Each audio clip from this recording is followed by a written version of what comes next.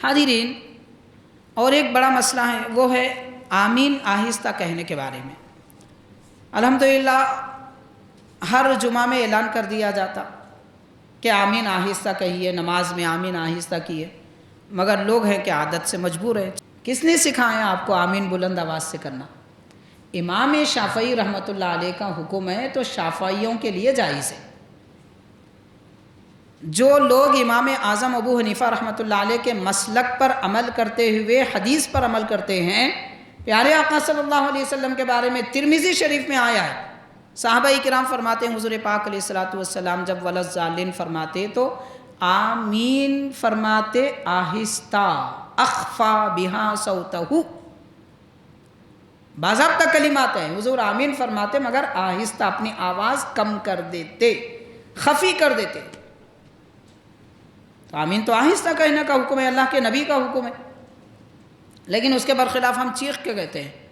ایسا سمجھ رہے ہیں لوگ کہ جتنا زیادہ چیخے اتنا بڑا ثواب ہے، ایسی کوئی بات نہیں ہے۔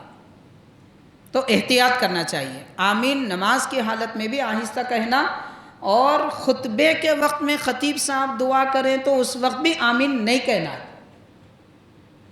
آمین کہنا ہی نہیں ہے، نہ زبان سے نہ آہستہ، ہاں دل میں چاہے تو کہہ سکتے ہیں۔ دعا جب کی جاتی ہے خطبے میں تب تو بلند آواز سے کہنا درست نہیں ہے، اور خطبے میں جب درود شریف کی آیت پڑھی جاتی ہے تب درود بھی آہستہ پڑھنا، اگر چاہتے ہیں تو درود آہستہ پڑھیں۔ آہستہ مطلب ایسا کہ سنائی نہ دے، یا پھر دل میں پڑھ لیں، یا نہ بھی پڑھیں تو کوئی خطا نہیں خطبے کے وقت میں۔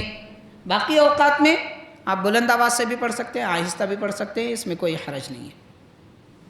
اور حاضرین کرام، خطبے کے وقت اور ایک اہم ترین مسئلہ، اس میں بھی بہت سارے لوگ مبتلا ہیں۔ جب ہمارے آقا حبیب کریم صلی اللہ علیہ وسلم کا نام مبارک خطبے میں آتا ہے تو لوگ انگوٹھے چومتے ہیں، سنت ہے، حضرت صدیق اکبر رضی اللہ تعالیٰ عنہ کی سنت ہے انگوٹھے چومنا، حضور کا نام سن کر چومنا، حضرت آدم علیہ السلام کی بھی سنت ہے، بلکہ باضابطہ حدیث پاک ہے، نبی پاک صلی اللہ علیہ وسلم نے حضرت صدیق اکبر رضی اللہ تعالیٰ عنہ کو دیکھا کہ آپ حضور کا نام سن کر اذان کے کلمات میں انگوٹھے چومنے لگے۔ سرکار نے فرمایا کہ ابو بکر کیوں ایسا کرتے ہو؟ عرض کیا حضور آپ کا نام ہے، محبت سے چومتا ہوں۔ تو ارشاد فرمایا جو میرے اس پیارے کے جیسا عمل کرے گا اسے میں اپنے پیچھے جنت میں لے جاؤں گا۔ حدیث پاک ہے، باضابطہ چومنا سنت ہے، اللہ کے نبی کی محبت کی علامت ہے، مستحب ہے، لیکن خطبے میں سرکار دو عالم صلی اللہ علیہ وسلم کا نام مبارک آ جائے تو چومنا نہیں چاہیے، وہاں پہ چومنا درست نہیں۔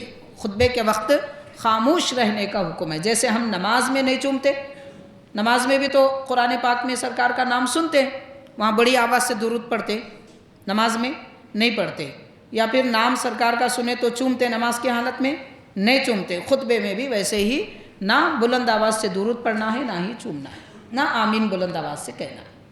بہرحال یہ بھی ایک اہم مسئلہ ہے جس میں اکثر لوگ مبتلا ہوتے ہیں۔